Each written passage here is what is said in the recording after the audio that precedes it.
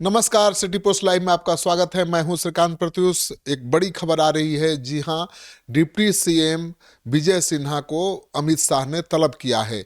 Budget सत्र चल रहा है। बजट सत्र छोड़कर अमित शाह से मिलने पहुंचे विजय सिन्हा। आज मुलाकात के तस्वीर शेयर की है और लिखा है कि अमित शाह से मुलाकात हुई, बहुत प्रेम और स्नेह मिला और विकास कार्यों पर बातचीत हुई। आपको पता है कि विजय सिन्हा लगातार चर्चा में हैं, क्योंकि डिप्टी सीएम हैं, फिर भी उनका विभाग बदल दिया गया। पथ निर्माण विभाग, खनन विभाग उनके पास था, तो खनन विभाग तो उनके पास यथावत है, लेकिन पथ निर्माण विभाग की जिम्मेवारी से उन्हें मुक्त कर दिया गया था। इस विभाग को नितिन नवीन को दे दिया गया है। तो माना जा रहा था कि विजय सिन्हा एक निजी निर्माण company Singla, SP Singla company के खिलाफ एक्शन लेना चाहते थे, उसके खिलाफ कार्रवाई करना चाहते थे, और इसी वजह से उनका तबादला हो गया। उन्होंने संकेत भी दिया था बातचीत में कि उनके तबादले के पीछे इसी बड़ी कंपनी का हाथ हो सकता है, लेकिन उन्होंने चेतावनी भी दी थी कि विभाग बदलने से पहले उन्होंने कलम चला दी है और कंपनी बचेगी नहीं। और अब खुलासा भी उन्होंने कर दिया है कि कंपनी को उन्होंने डिबार कर दिया है।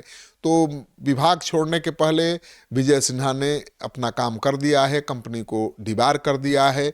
अब ये सवाल उठने लगा है कि क्या बिहार में निजी कंपनियां इतनी ताकतवर हो गई हैं कि मंत्रियों का विभाग बदलवा सकती हैं।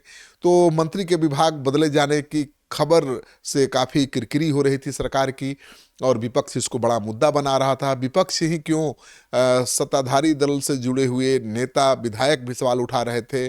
जेडीयू के विधायक हैं डॉक्टर संजीव, उन्होंने भी सवाल उठाया। उन्होंने कहा कि एसपी सिंगला कंपनी के खिलाफ कार्रवाई करना ही जरूरी नहीं है, बल्कि उस अगवानी पुल के कंस्ट्रक्शन के काम में जो कंपनी कंसल्टेशन का काम कर रही थी, तो कंसल्टिंग कंपनी रॉडिक के खिलाफ भी कार्रवाई होनी चाहिए थी।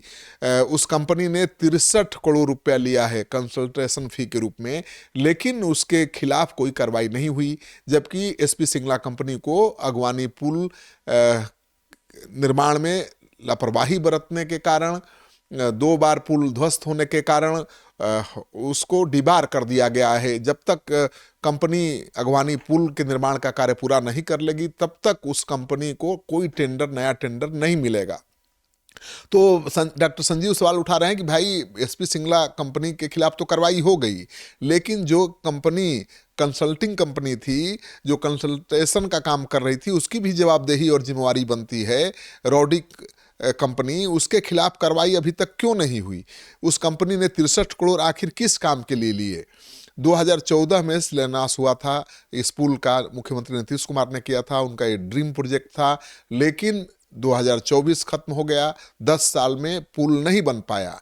नवंबर में ही पुल का उद्घाटन होना था, उसके ठीक पहले फिर पुल भरभरा कर गिर पड़ा। तो सवाल उठ रहा है कि आखिर कंपनी कैसा मटेरियल इस्तेमाल कर रही थी पुल के निर्माण में, जो बार बार गिर रहा था। मुख्यमंत्री नीतीश कुमार ने भी जांच के आदेश दिए थे, लेकिन जांच धीरे धीरे आगे बढ़ रहा था। लेकिन विजय सिन्हा ने कंपनी के खिलाफ जब एक्शन लेना शुरू किया, तो उनका विभाग ही छिन गया। तो सवाल उठ रहा है कि क्या विजय सिन्हा को मनाने के लिए अमित शाह ने बुलाया था? क्योंकि अमित शाह को ये पता है कि विजय सिन्हा अगर ये संदेश देंगे कि एक कंपनी ने उनके विभाग, उनके मंत्रालय को बदलवा दिया, तो बहुत खराब संदेश जाएगा जनता के बीच। अब जो भी कोशिश करें बीजेपी के नेता, केंद्रीय मंत्री, लेकिन सवाल ये उठता है कि भाई, विजय सिन्हा तो ये संदेश दे चुके हैं कि बड़ी कंपनी के दबाव में उनका विभाग बदला गया है, और उस कंपनी को सबक सिखाने के लिए उसे वो डिबार कर चुके हैं विभाग छोड़ने से पहले। तो सवाल ये उठता है कि क्या रॉडिक कंसल्टेंसिंग कंपनी के खिलाफ भी कार्रवाई होगी, जिसने 63 करोड़ रुपया ले लिया कंसल्टेशन फी के रूप में, लेकिन कोई काम नहीं किया, या अपनी जिम्मेवारी का निर्वाह ठीक ढंग से नहीं किया। अगर ठीक से किया होता तो पुल क्यों ध्वस्त होता? सबसे बड़ी बात यह है कि उसी कंपनी को पटना में गंगा ब्रिज बनाने का जो टेंडर है, उसका बड़ा काम दे दिया गया है, उसको नक्शा बनाने का काम दे दिया गया है। तो जो कंपनी एक मामूली कंसल्टिंग कंपनी जो अपना काम ठीक से नहीं कर पाई अगवानी पुल के निर्माण में और 63 करोड़ रुपया सरकार से झटक लिया, उसी कंपनी को अब पुल के नक्शा बनाने का काम दे दिया गया है।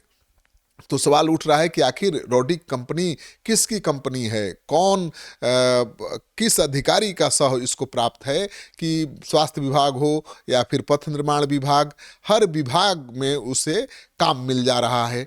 और सबसे बड़ा सवाल ये है कि राष्ट्रीय मानक यही है कि किसी भी कंसल्टिंग कंपनी को 2% कमीशन मिलता है, लेकिन ये कंपनी तो 4 से 6% कमीशन वसूल रही है।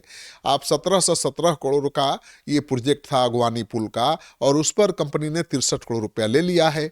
अब पटना में जो गंगा ब्रिज बनने जा रहा है, और वो भी ब्रिज एसपी सिंगला कंपनी ही बना रही है, अभी उसका निर्माण अभी शुरू हुआ है, एक पिलर भी खड़ा नहीं हुआ है, लेकिन उसके उस काम पर रोक नहीं लगाई गई है। तो सवाल उठ रहा है कि भाई जब अगवानी पुल 10 साल में कंपनी नहीं बना पाई, 3 किलोमीटर लंबा पुल, तो 14 किलोमीटर लंबा पुल पटना में कितने साल में कंपनी बनाएगी? और उस कंपनी पर कैसे भरोसा किया जा सकता है जिसको डिबार किया जा चुका है खराब काम करने के लिए? और सवाल ये उठता है कि जो कंसल्टिंग कंपनी थी अगवानी ब्रिज का, जिसने 63 करोड़ रुपया सरकार से झटक लिए, उसी को इस पुल का नक्शा बनाने का काम कैसे दे दिया गया?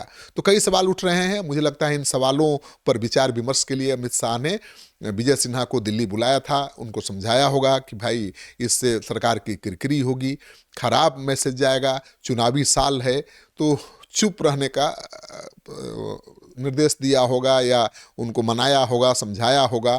अब विजय सिन्हा दिल्ली से लौटेंगे तब पता चलेगा कि भाई उनका रुख क्या रहता है, क्योंकि वो रॉड्रिक कंसल्टिंग कंपनी के खिलाफ भी जांच की बात कर रहे थे।